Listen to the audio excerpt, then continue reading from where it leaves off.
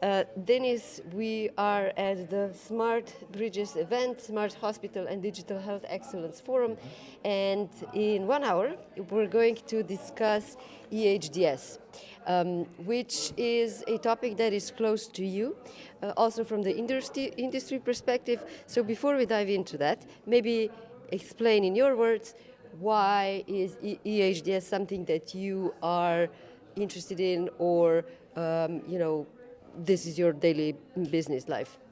Sure. So, for I think for all the actors in the healthcare world, the EHDS is probably going to be one of the most keystone legislation processes that is going to, keep us busy for at least 6 more years, and is going to have an impact on all of our systems, on all of our healthcare systems over the next 50 to 100 years. So I think everybody should be focused on the developments on the one hand, but also on the impact assessments. What's going to happen? What are the chances? What are maybe risks or hurdles that we need to take and tackle?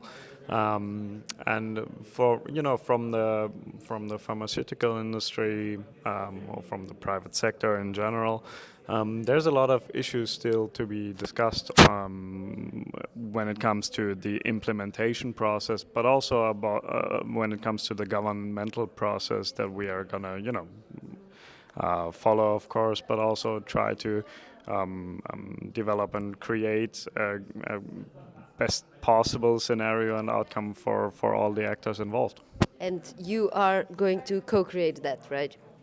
Co-create is a big word, but we are trying to impact the legislative process so that we, in the end, have a system and an environment that's going to be beneficial to all of us.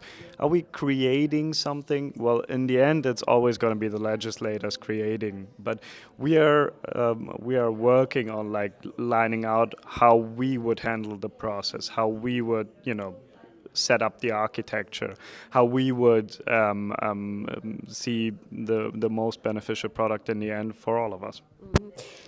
To recap, for those that are unfamiliar with EHDS, EHDS is a framework that aims to create space in Europe for better exchange of data for primary use. So you as a patient, wherever in Europe you seek care, clinicians can access your data and act upon that.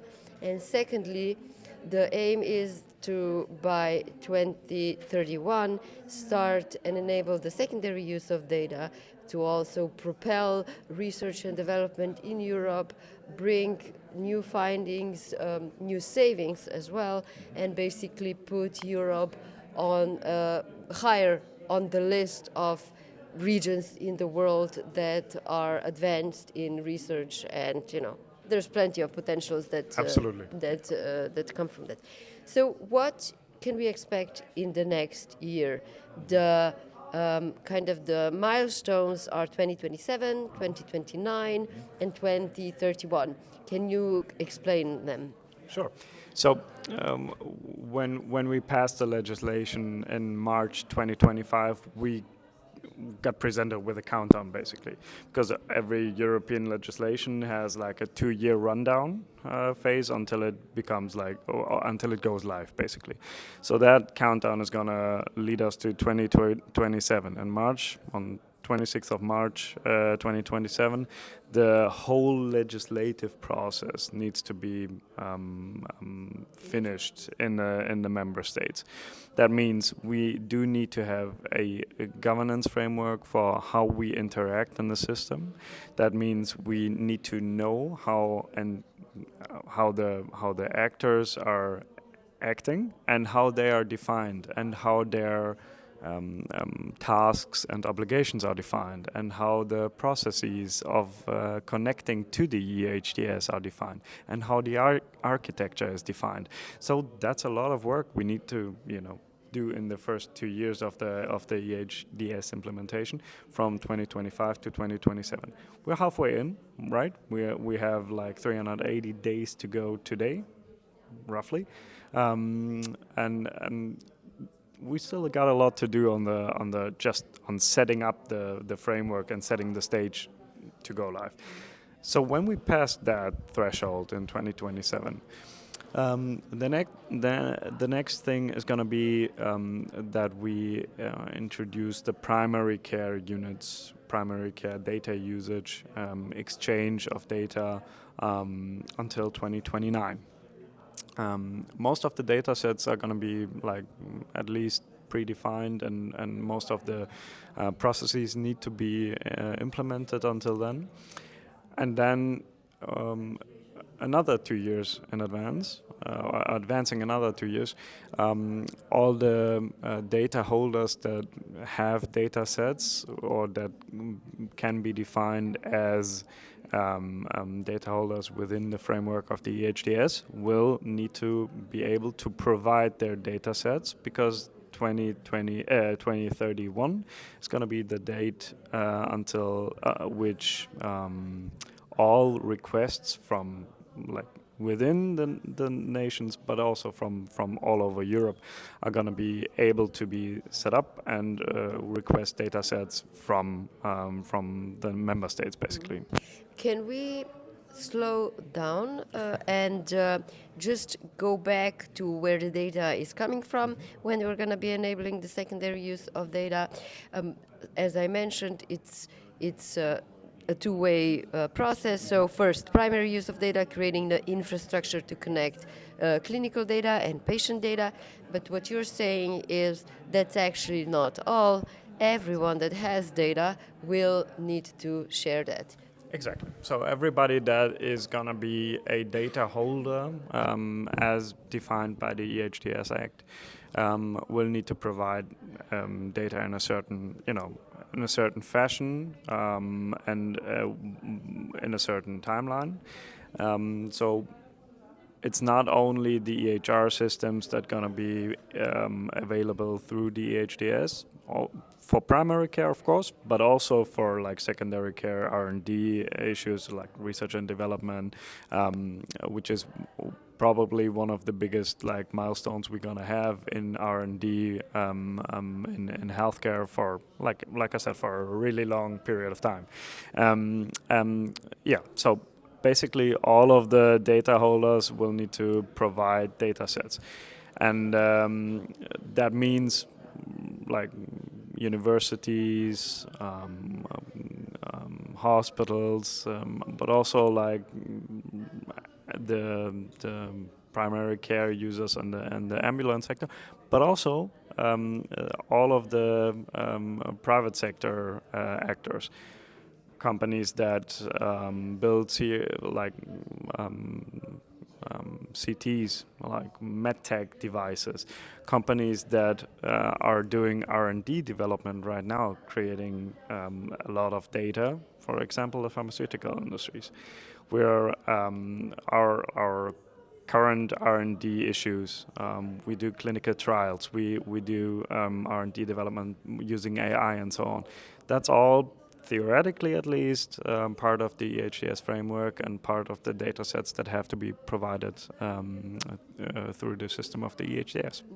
So through the lens of the pharmaceutical industry, what are you optimistic about, and also where do you have concerns? Getting clinical data, getting patient data is always a challenge. So from that perspective, I would expect some excitement to a larger pool of data. Yeah. But I don't know to which extent that's actually useful for you, given that the rigorous drug development process requires a very defined data gathering, which is then done through clinical trials. So how is the larger pool actually going to help you? So we are really excited about that. There are challenges. We don't need to sugarcoat that. We will face serious challenges when it comes to IP rights, trade secrets, also like R&D secrets, because when one company is forced to provide data on their R&D issues or projects, like in the current time, other competitors might be interested in that. So that's going to create a challenge. But overall, of course, we are super excited.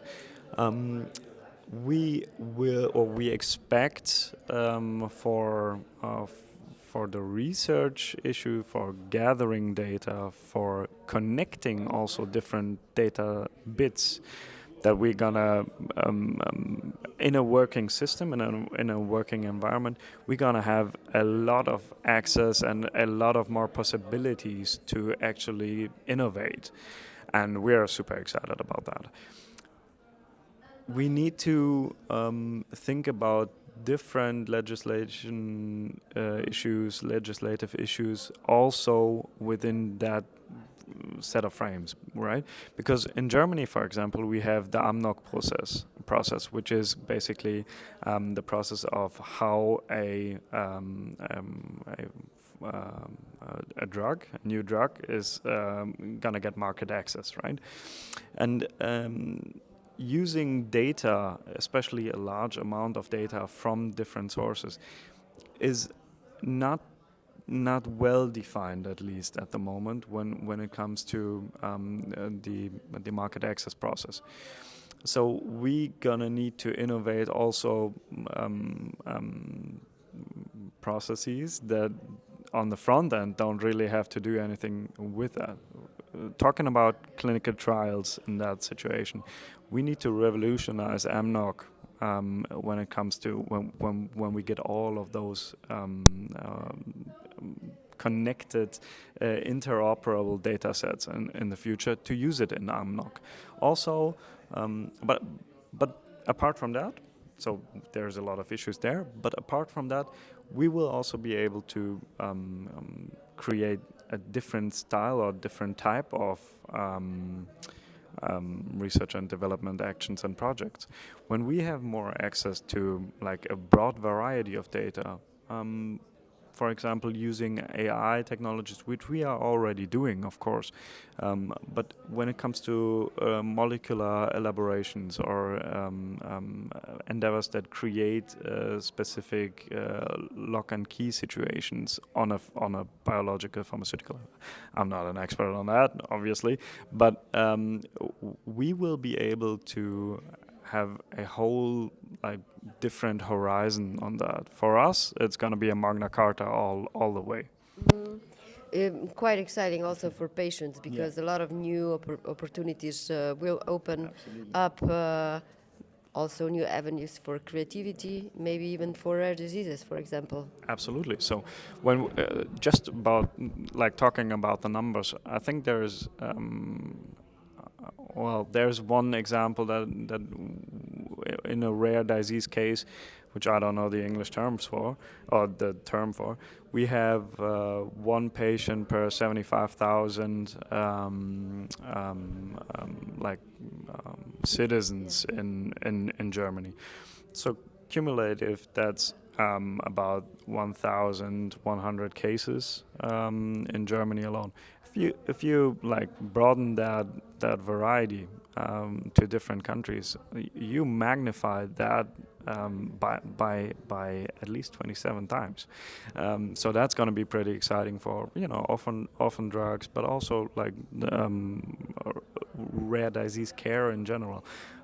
But also on a much more like simple level, we will be able to see which therapies work and which don't, based on like the care data that we can collect.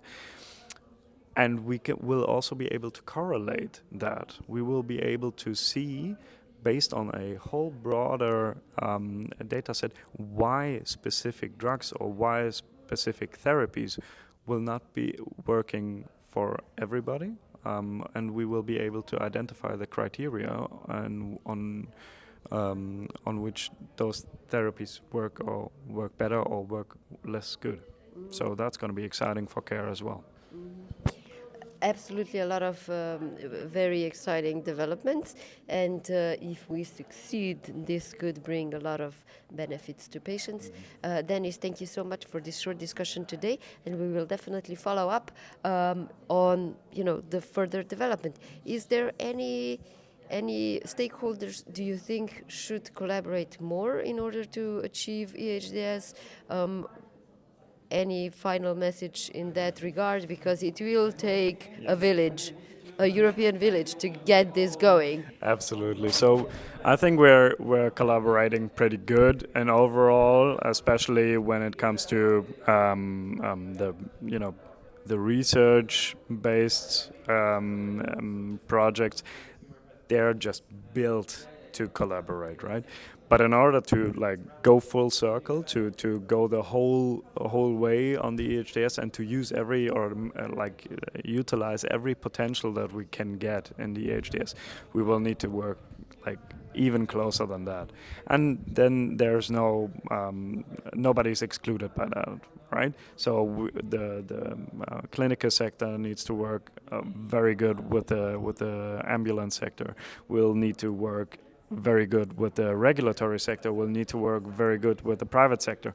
We're all in this together basically, and we need to stick together even more to participate and to utilize all of the potentials like 100%.